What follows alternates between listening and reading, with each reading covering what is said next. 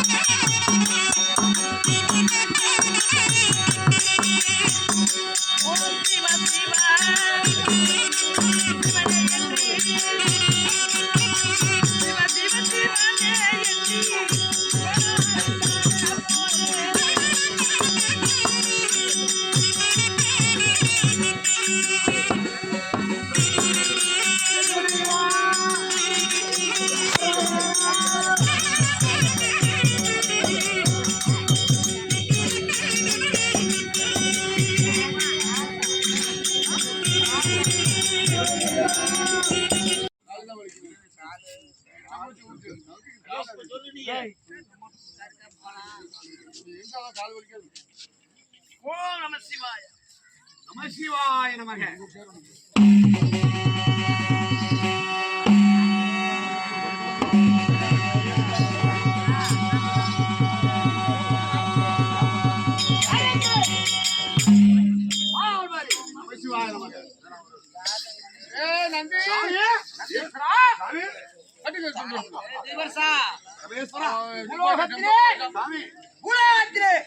ஒரு பெண்ணானவள் கடூரமான தவம் செய்து கொண்டிருக்கிறார்.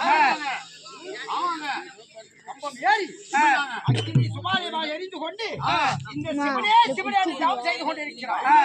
உங்களையே போய் கடூரமாக தவம் செய்யறாங்க. செத்தாலும் சாவணும், பொழைச்சாலும் பொழைக்கணும் தான் தவம் செய்து கொண்டு நான் பார்த்திருக்கிறேன், வரம் கொடுத்திருக்கிறேன். ஒரு பெண்ணாகப்பட்டவள் இப்படிப்பட்ட கடூரமான தவம் செய்கிறார். இந்த பெண் யார் என்று அந்த பெண்ணை பார்க்க வேண்டும். அதனால இந்த பெண்ணை என்ன செய்ய வேண்டும் தெரியுமா? உடனே கைலாட விட்டு அந்த மரத்தை இருக்கக்கூடிய அந்த மேல செப்பு கம்பத்தை கீழே அறுக்கி விட்டு கீழே விழுக செய்வோம். அப்படியா? ஆமா, உடனே செய்கிறேன்.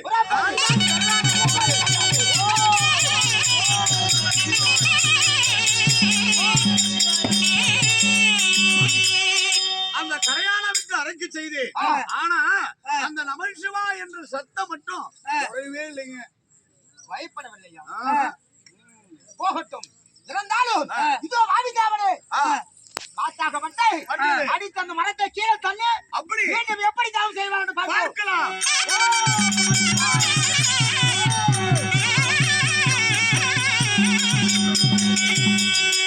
ஆண்டவனே, இதோ நான் வாய்ப்பு பகவான் ஆகிய காத்து வீசுறேன். என் காத்து எதுக்கு ஆகலைங்க? அசைக்கவே முடியவில்லை. ஆனால் ஒரு அச்சரம் நம சிவாயா நம சிவாயா சிவாயா என்று நாமம் உச்சரிக்கிறது சுவாமி. போகட்டும்.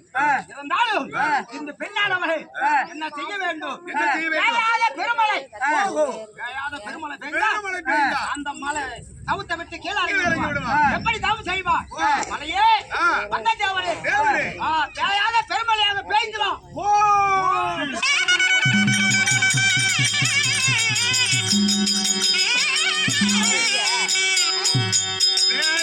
பெருமழையை பெய்து பார்த்தேன். அப்பயும் அந்த அச்சரம் மட்டும் அசைக்க முடியல. சிவாய நமக நம சிவாய நமக என்று அச்சரம் இருக்கிறது. அனைத்துக்குமே சிவனே சிவனே இருக்கு. தவம் செய்து கொண்டு இன்னொன்று அக்கினி பகவான் எங்கே? அக்கினி பகவானே அக்கினி பகவானே வாடா. அக்கினி பகவானே இடுப்பு துண்டு கட்டி இடுப்பு அந்த பெண்ணானவளை அக்கினியில சுட்டு அடித்து வீட்டு வா போ.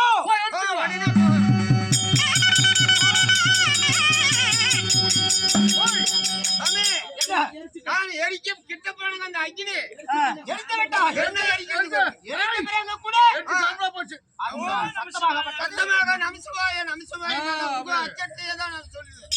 ஆமா எலும்பெல்லாம் பேசிக் கொண்டிருக்கிறது. ஆமா ஆனா மீண்டும் என்ன செய்கிறான்?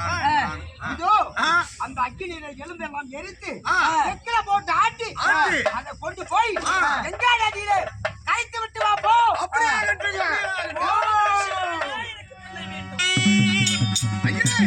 சுவாமி, இதோ நீங்கள் சொன்னபடியாக அந்த உருவத்தை அதாவது எரித்து செக்கில போட்டு ஓடுகின்ற கங்கா நதியிலே கரைத்து விட்டு, ஆனாலும் அச்சரம் குறையவில்லை.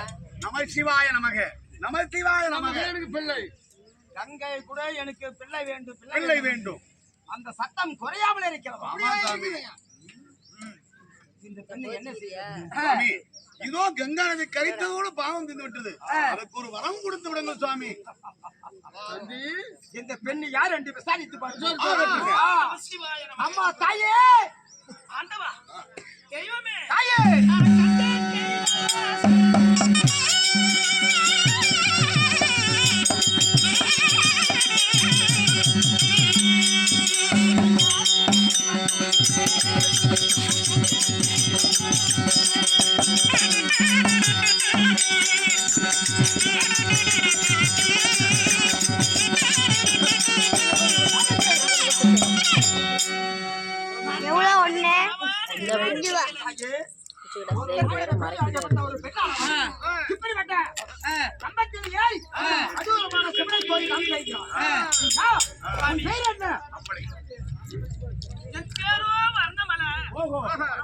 உண்மைதான்.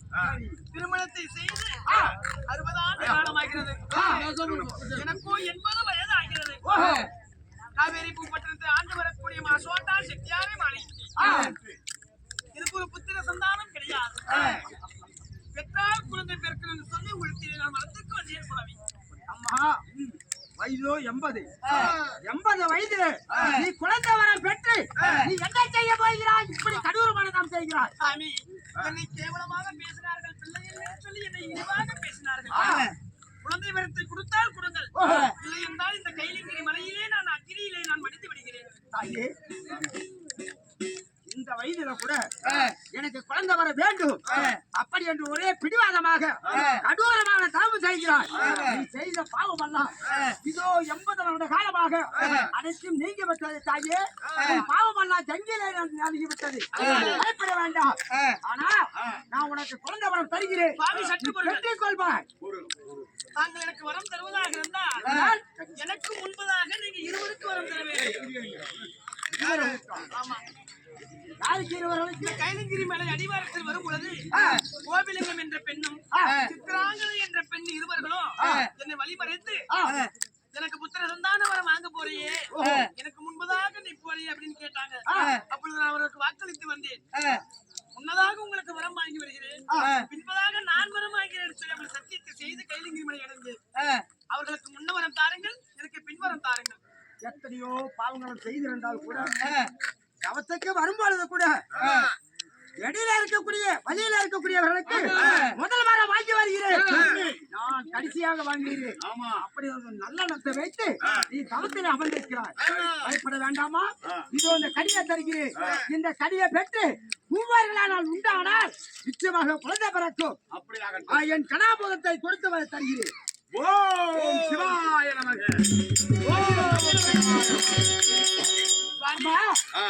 இந்த கனியை உள்ள வேண்டும் என்றால் 3 பேரும் பகிர்ந்து சாப்பிட வேண்டும். இந்த கனியை நாம் மூவர்களும் பகிர்ந்து உண்டோம். இதோ ஒருவர் மட்டும் தோல் சாப்பிட வேண்டும், ஒருவர் ஊடல் சாப்பிட வேண்டும், ஒருவரை கொட்டை சாப்பிட வேண்டும். இந்த 3 பேர்களுக்கு கொடுத்துமா சாமி? முதலாவது அந்த கனியை எடுத்து மேலே இருக்கக்கூடிய தோலினை கோவிலிங்கம் என்ற பெண்ணுக்கு தான் அளித்தேன். உள்ளே இருக்கக்கூடிய சதையை சித்தராங்கதை கழித்தேன். மீதம் இருக்கக்கூடிய அந்த கனியினுடைய கொட்டையை இந்த கர்ணமலை நான் உண்டேன். முதல் தோலாக எந்த பெண்ணுக்கு கொடுத்தாய்? சித்ராங்கதை. கோவிலிங்கம். கோவிலிங்கம். கோவிலிங்கம். அந்த கோவிலிங்கத்தை கொடுத்தாய் அல்லவா, அதுக்கு ஒரு பெண் குழந்தை பிறக்கும். அம்மா, அப்படி பெண் குழந்தை பிறந்தால் அதுக்கு பெயராகப்பட்டது மாதகி என்று பெயரை வைப்பாய் தாயே.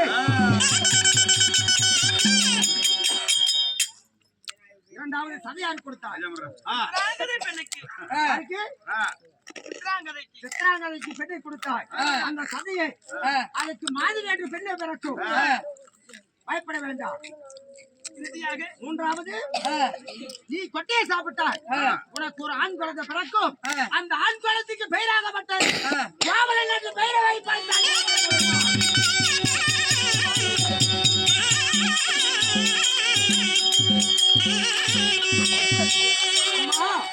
அப்படி பெற்று சீரும் சிறப்போடு இந்த காவேரிப்பு பட்டணத்திலே வாழ்ந்து கொண்டிருப்பாய் தாயே. வருகிறேன். ஆகட்டும். அதாவது வண்ணமலையாகப்பட்ட கனவு செய்து அதாவது சிவனத்தில் வரம் கேட்கிறார். முதலாக அந்த கனியில் இருந்த சதையை, அதாவது தோலை, மாங்கனியோட தோல் யார் சாப்பிட்டா? கோவிலிங்கம் பெண்ணு. அந்த தோலை சாப்பிட்டதுனால அன்னைக்கு பிறக்கிறான். அதற்கு பிறகு அதுக்கு சதையை, அதாவது சித்ராங்கதை காசி, அதை சாப்பிடறதுனால அது மாதவி காசி பிறக்கிறான். அந்த கனியோட கொட்டையை சாப்பிடறதுனால யாரு? வர்ணமலை கனியோட கொட்டையை சாப்பிடுறான். அவ வந்து கோவல பெருமான் மகனாக பிறக்கிறாங்க. இதுதாங்க கோவலன் முதல் இந்த நாளத்துல பிறக்கிறாரு. இதுல பிறந்து அப்புறமேட்டு மூவரால ஒரு காவியமே, சிலப்பதிகாரம் ஒரு காவியமே உருவாக்குறது சிவபெருமான் வரம் கொடுக்கிறாரு. இந்த வர்ணமலை தபசு என்னும் நாடகம் இத்துடன் முடிவடைகிறது. எங்க நாடகம் பிடிச்சிருந்தா ஜோரா கை தட்டுங்க.